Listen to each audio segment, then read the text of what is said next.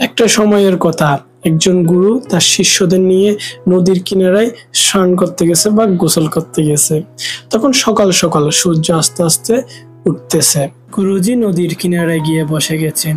গুরুজিকে বসা অবস্থায় দেখাই সব শিষ্য মনে করে যে ওদেরও উচিত নিজেদের গুরুকে অনুসরণ করা এবং কিছুক্ষণের জন্য নদীর কিনারায় বসে থাকা উচিত। গুরুজি নদীর দিকে এক পলকে দেখেই আছে শুধু, আর সব শিষ্য এটা দেখে একটু অবাক হলো এবং বিরক্ত হলো। সকালে থেকে সন্ধ্যা হয়ে গিয়েছে, কিন্তু গুরুজি নদীতে নামছেও না, শুধু নদীকে দেখেই আছে। সকল শিষ্য এই দৃশ্য দেখে অনেক চিন্তিত হয়ে পড়ল, কিন্তু গুরুজির সামনে কে কথা বলবে এটা ভেবে সবাই চুপ করে বসে আছে। কিন্তু এক শিষ্য ধৈর্যের বাঁধ ভেঙে যায়। ওই শিষ্য বড্ড বিনয়ের সাথে গুরুজি থেকে জিজ্ঞেস করলো, গুরুজি, আমরা নদীতে কবে নামবো? আপনি কার জন্য অপেক্ষা করেছেন?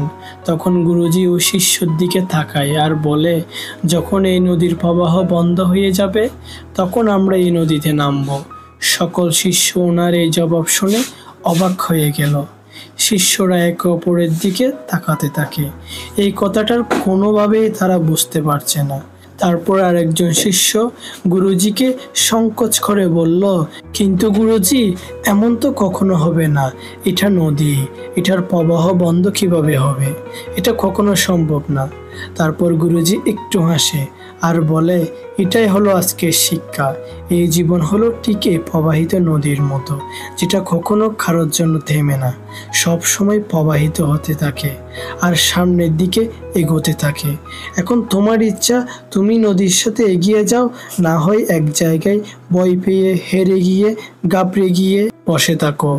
এই নদীর প্রবাহিত স্রোত বদলে যাওয়ার সময়ের মতো, আর সময় যেমনই হোক, ভালো হোক বা খারাপ হোক, বদলাবে অবশ্যই। যদি কখনো তোমার সময় খারাপ হয় তো তখন বিশ্বাস রাখো, আর যাই হয়ে যাক, যে কোনো পরিস্থিতিতে সাহস কখনো হারিও না। জীবনের নদীতেও সামনে এগিয়ে যেতে থাকো।